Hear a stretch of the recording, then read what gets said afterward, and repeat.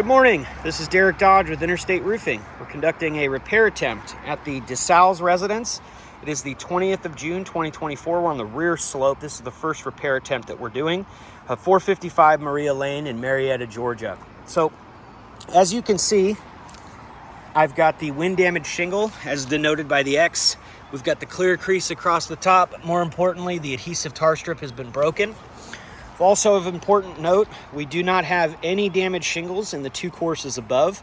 So what we're going to be doing in this repair attempt is to figure out in real time whether or not this roof is repairable. What I have to do that is I have to break the adhesive tar strips on these two shingles as well as these two courses above, remove the nails, take out the old shingle, replace it with a like and kind quality shingle, refasten that back to the roof, and then inspect at the end to see if consequential damage has happened as a result of the repairs. I am going to be using industry standard tools, my mag hatch, as well as a flat pry bar.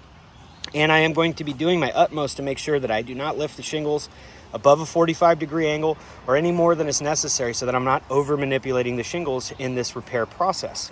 So now that I've explained that, I'm going to pass the phone off to my partner, and then I am going to begin the repairs.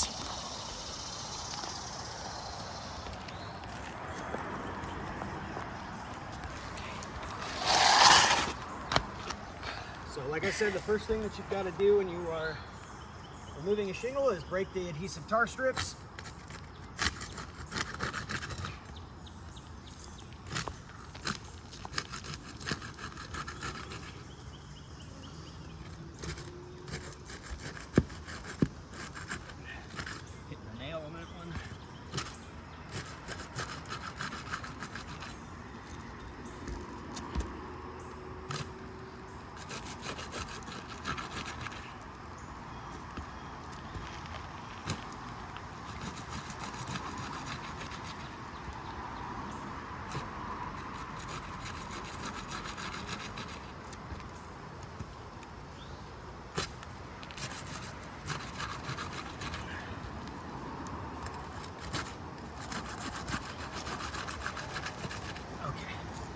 Now I've got the tar strips broken, I'm going to remove the nails.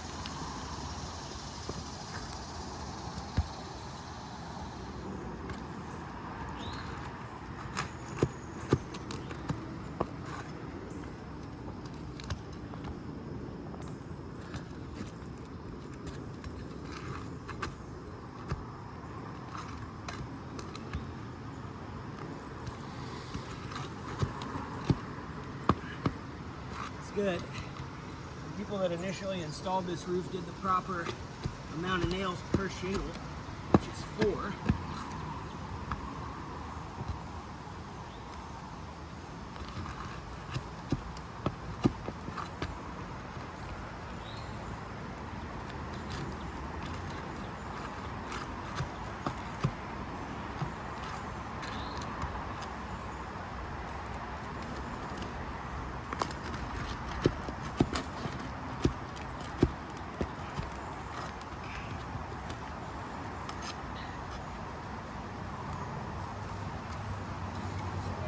The nails, this should just pop out.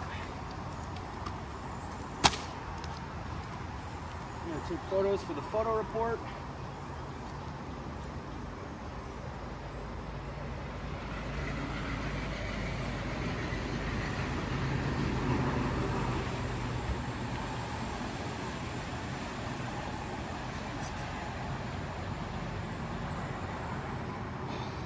We are replacing with a like and kind quality shingle.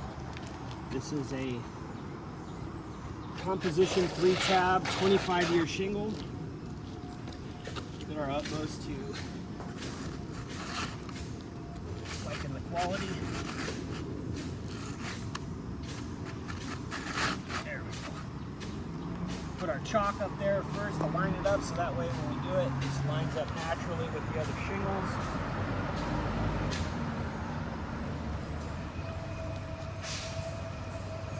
Fasten these back down my mag hatch.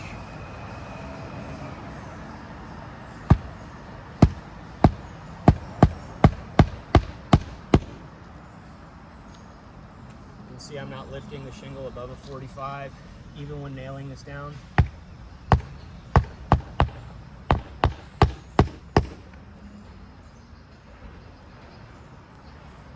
making sure to get the nails in the sure strip.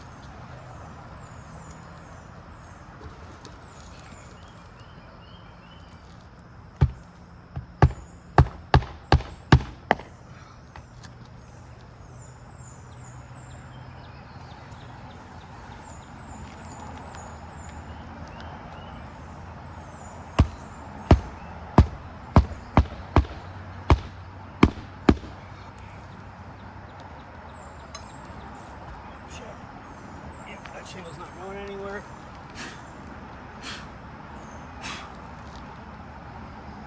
You get some photos.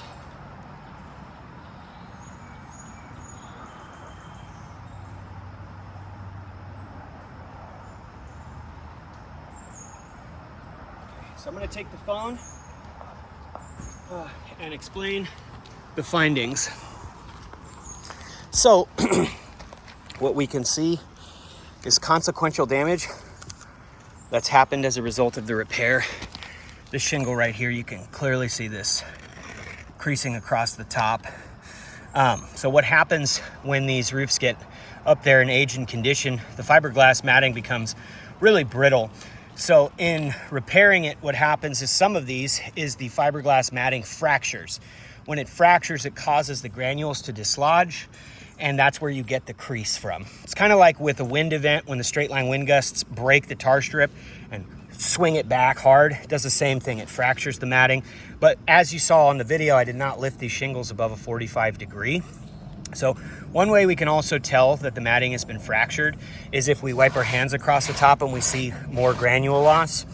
So just as like a control, this is a brand new shingle, right? So we would assume that the matting has not been fractured. We wipe our hands across the top and we see absolutely no granule loss. But up here, we see granule loss and the crease has gotten bigger and bigger. So there's that one. This one looks totally fine. There's no granule loss. The matting was not fractured. Right here, we can see this clear crease all the way across the top. Wipe our hands, we see more granule loss and the crease becomes larger. We've got the same here. When I can kind of lift it up, you can see the fracture. And look at that. We've got it creasing across the top. So hold that. So in an attempt to repair this roof, we've creased this shingle, and creased this shingle.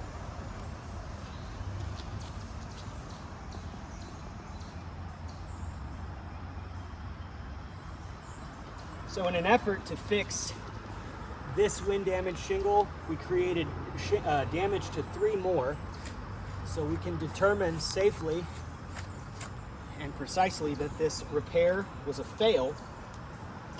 So what I'm going to do now is I'm going to put emergency tarps over the top of this repair to protect the DeSales from any further leaks.